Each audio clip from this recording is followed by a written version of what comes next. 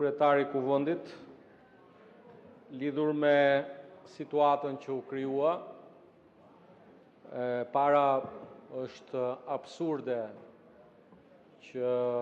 një institucion kushtetues, sikurse është avokati i popullit, raportimi i të cilit në Kuvend parashikohet nga neni 63 në traditën parlamentare ka qenë që raportoni pari dhe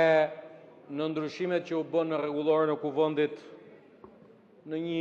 interpretim të mënyrës raportimit nga ana jonë u propozua që asnjë prej institucioneve të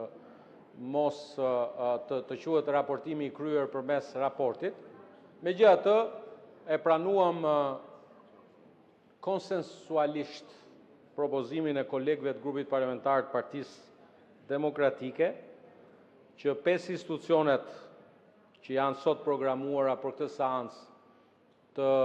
ruhet forma tradicionale e raportimit përmes edhe paraqitjes këtu, në kushtet e një kërkese nga ana e deputetëve të opozitës,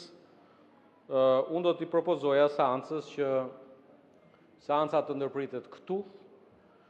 projekt rezoluta për vlerësimin e veprimtarisë së Këshillit Lart Gjyqësor, për vlerësimin e veprimtarisë së Këshillit Lart Prokurisë, projekt rezoluta për vlerësimin e veprimtarisë së Kontrollit Lart të Shtetit, ajo për vlerësimin e veprimtarisë së Prokurisë së Përgjithshme, për vlerësimin e veprimtarisë së strukturës posaçme kundër korrupsionit, krimit të organizuar për vitin 2025,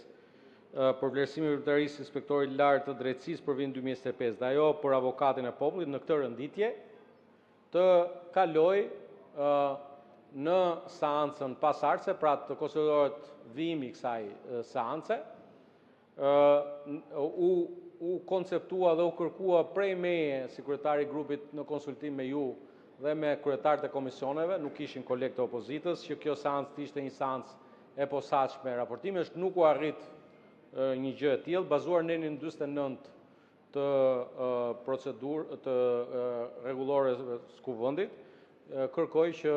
pasi dëgohet një foljes pro dhe një kundër, të hidhet në votim propozimi.